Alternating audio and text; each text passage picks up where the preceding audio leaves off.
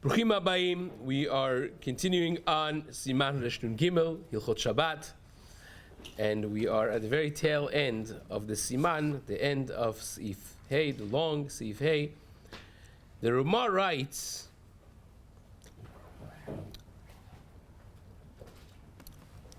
discussing what you could reheat on Shabbat through a goy or through a Jew. We discuss how the minhag of the Ashkenazim was that the worker, the non-Jew that would help them out, would bring out things that they had insulated from before Shabbat to keep some sort of heat in the food. They shouldn't be fully cooled off, and she would put it next to the fireplace, which is not on yet. She comes Shabbat morning, she has to warm up the place. You're talking about like in Northern Europe with the freezing cold that they had over there. So, she puts the pot of the food next to the fireplace, and then she goes and turns on the fireplace to warm up the house. Right? So we said that the Rama writes is mutar. When the Jew is not instructing her to do that, she does it on her own. Even though that normally speaking, when a non-Jew does something for you on their own, it's still absolutely prohibited to benefit from it. So why over here is mutar, says the Rama? Because A, you didn't tell them. B, it's not the kavanah of the goy that this should happen necessarily. That the reason that she is lighting the fire is 99% for warming out the house. It's freezing. You have central heat. Imagine to yourself a house that doesn't have central heat, right?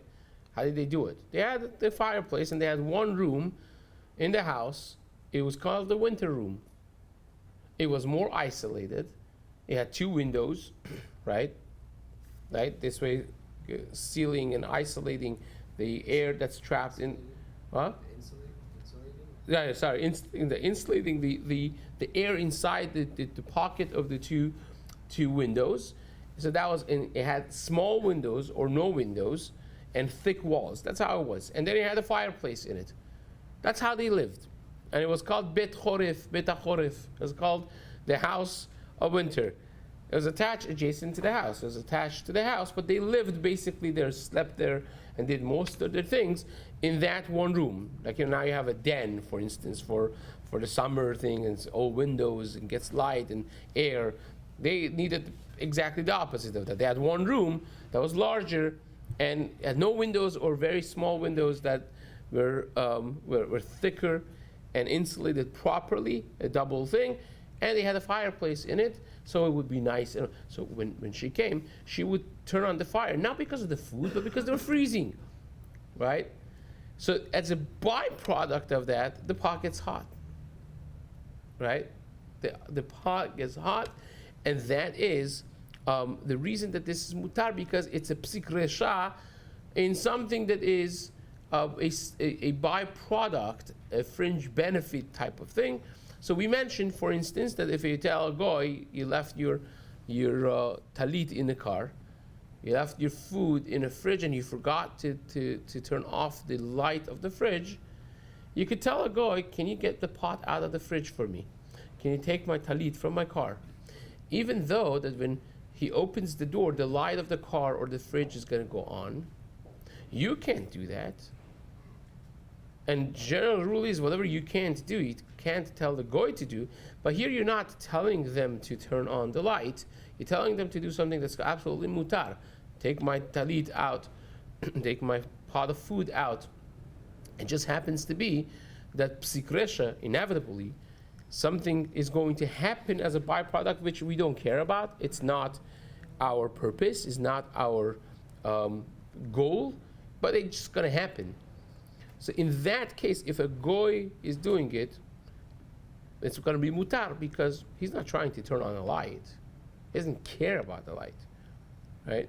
He's not trying to do over here, what's the byproduct. Well, here is more different because it's also a sorach gadol, whatever it is. But generally speaking, that would be mutar. That's the last piece of information that we discussed and explained in the previous shiur. Now, says the Rama, והוא הדין לסמוך לתנור שאינו גרוף וכתום, הואיל והקטרה עדיין חם ומבושל כל צורכו, because the food is still warm, right? And it is fully cooked. We're not talking about cooking on Shabbat. Cooking on Shabbat is asur, of course, right? And we're not talking about liquids that even after they're cooked and they cool down, they still are subject to cooking, right? These bishul achar bishul. Talking about a solid piece of steak that's fully well done, and now you want to warm it up, and it's warm still. You want to make it steaming, nice, hot. The minhag pashut latir. The Rama says the minhag is to let this happen. Fine. Now, what's the halacha of putting cold food, halacha lema'aseh, after all the details that we learned in both Maran Shulchan Aruch and the Rama for Sfaradim and for Ashkenazim? What is the halacha for us, for the Sfaradim, as far as warming up food is concerned? You want to put some cold food Shabbat morning and prepare it, warm it up for the Seudah of Shabbat morning. Now, the Or Letzion, Chacham ben Zion Abba Shaul, writes that a food that has been cooled down, it's cold, you cannot put it on a plata which is off and is attached to a timer. And the timer is going to go on Shabbat morning at 9 o'clock. The timer is going to go off. It's going to heat up the hot plate, and it's going to warm up your food, right? Now, Erev Shabbat, you could do it, even according to him. Erev Shabbat, you could put a food, let's say you want something steaming hot on Shabbat, right? And it doesn't get ruined by being outside. It could be water, it could be anything. And you put it on plata from before Shabbat, the plata is off. Conserve energy. Or, this is very relevant on Shavuot, especially for people who live in the East Coast, on top floor of a building. You think these are jokes. It's not a joke at all. Because it's a serious thing. When you're on the top floor of a building in an apartment, when outside is 100 degrees, right, you'll end up with 120 degrees of heat inside the house. And even despite a regular air conditioning system, they can't even fight the heat. The air conditioning is going to be going on 24/7. I mean, regularly even. The only way that on a top floor you could manage is if your air conditioning is running throughout the whole night and makes the house freezing cold. Then by 12 o'clock noon, it's manageable inside the house. It's only like 85 degrees, 80 degrees. That's the reality of life over there. Especially in the older buildings that are not insulated properly. So that's the. So imagine Shavuot, you're going to have 4 stovetops on. Your kitchen is going to become a sauna, right? So therefore, it's very practical. You want to know. So it's mutar to put a hot plate on timer for the 2 hours that you need it. It goes off, and then it's going to be turned off again. And it heats up, and you put whatever you want from before Shabbat. Good.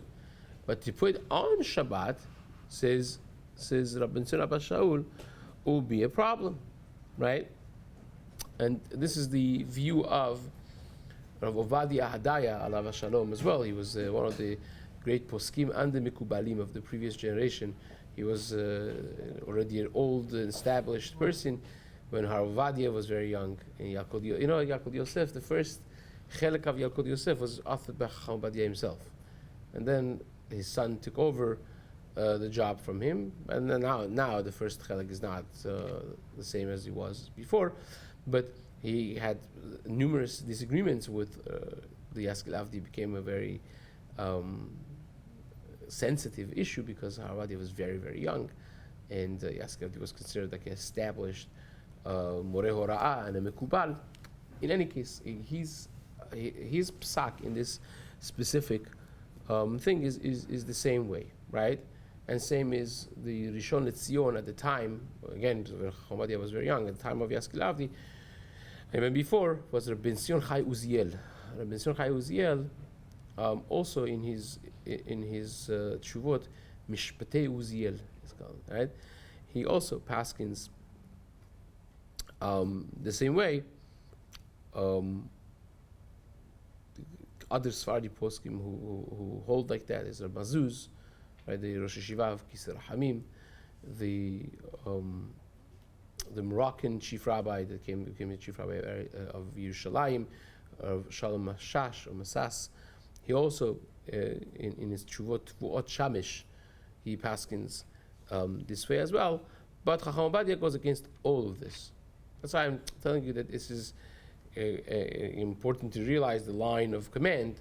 And then Chacham Ovadia says, no, it will be mutar, and this he writes it in Chazar Obadiah, in Yabia Omer, says the plata is very different than your normal way of tanurim, of the ovens the Chazal had, or even the older generations had. It's different, and therefore it is mutar to put even soup, right, or water that was cooked before, right? But let's call soup is more easy. Water, let's scratch that water thing because it becomes more complicated. You have soup that's fully cooked and now fully cooled down, right?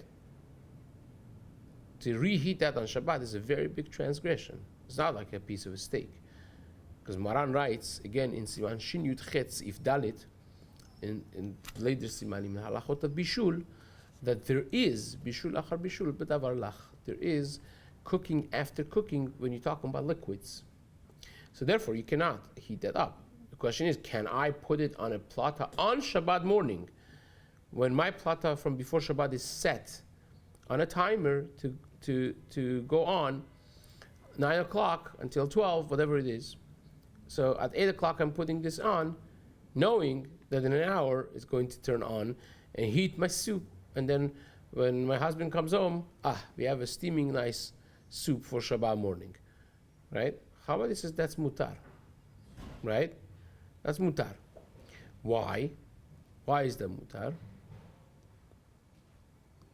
What do you think? It is not ash. Not considered ash.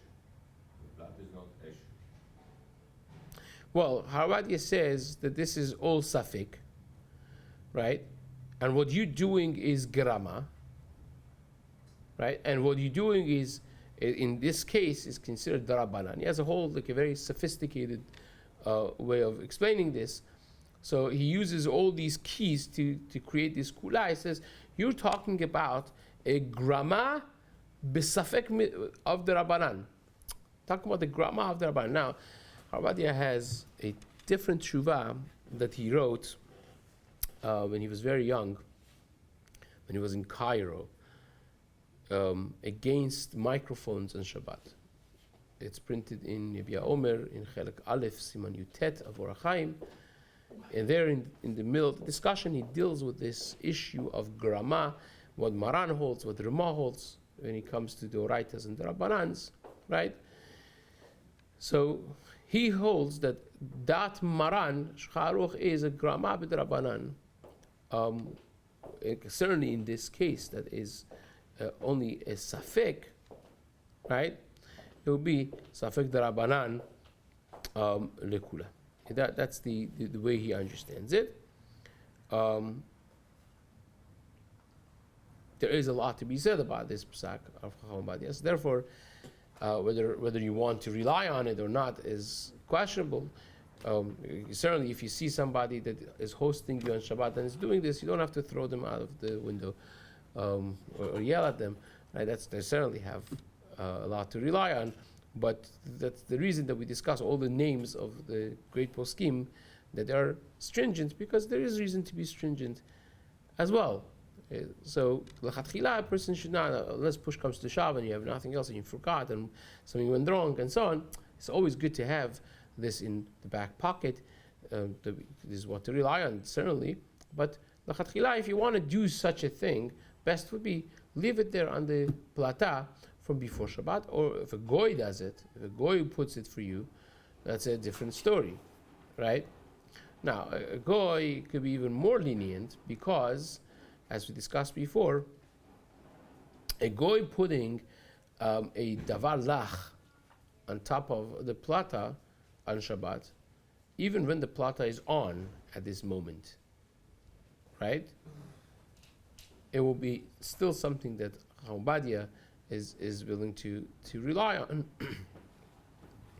because it is something that for you, there are those who say l'chatchila is mutar, as the Rashba, the Rambam, right? By davar lach, you certainly could ask a goy to do, because that would be a shvut in that case, in Safek, that he is willing to allow. So certainly if you have a maid and you want to do this,